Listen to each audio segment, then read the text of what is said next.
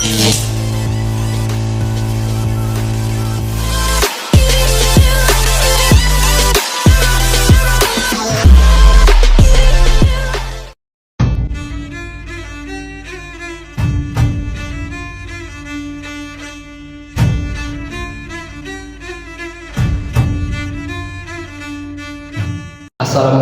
warahmatullahi wabarakatuh. Perkenalkan, nama saya Adi Ardiawan dari Pendidikan Prodi Ekonomi.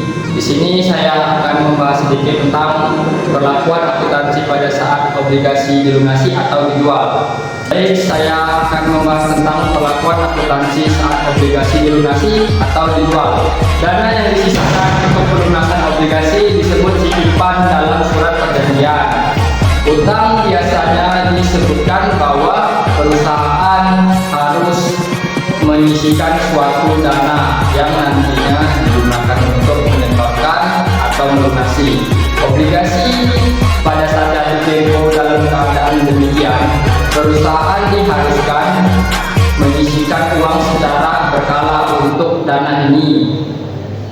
Kemudian ketika obligasi dilunasi atau dijual, terdapat perlakuan akuntansi, proses pencatatan yang diperlukan atau diperhatikan. Berikut adalah beberapa poin.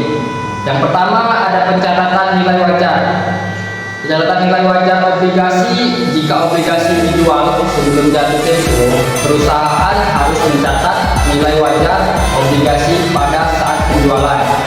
Nilai wajar ini dapat berbeda dengan nilai nominal ataupun nilai buku obligasi. Yang kedua, ada perhitungan keuntungan atau kerugian. Nah, di sini selisih antara nilai jual dan nilai buku obligasi menciptakan keuntungan ataupun kerugian. Keuntungan atau kerugian ini dihitung sebagai selisih positif atau negatif antara harga penjualan dan nilai buku obligasi. Ada pula yang ketiga, yaitu pencatatan keuntungan atau kerugian.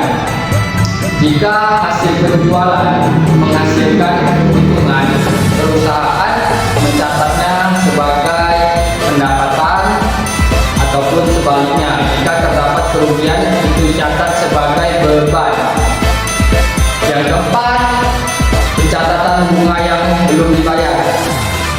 Sebelum obligasi dijual atau dilunasi, perusahaan biasanya membayar bunga kepada pemegang obligasi jika penjualan terjadi di tengah periode pembayaran bunga. Perusahaan untuk mencatat bunga yang belum dibayar hingga tanggal penjualan. Adapun yang kelima, pembebanan biaya transaksi. Biaya transaksi terkait dengan penjualan obligasi seperti biaya broker atau biaya administrasi harus dicatat sebagai pengurangan dari hasil penjualan obligasi.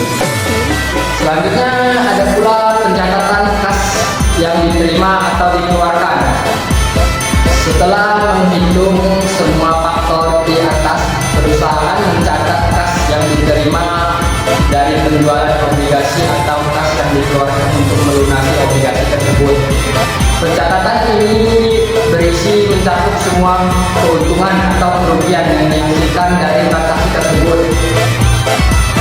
Next, yang ketujuh, penghapusan dari neraca. Setelah seluruh proses akuntansi dilakukan, nilai buku obligasi yang dijual atau dilunasi harus dari neraca perusahaan tersebut. Pentingnya dicatat bahwa perlakuan akuntansi dapat bervariasi tergantung pada metode akuntansi yang digunakan perusahaan tersebut, seperti metode biaya yang diamortisasi atau metode nilai pasar. Berikut yang dapat saya sampaikan, kurang lebihnya saya mohon maaf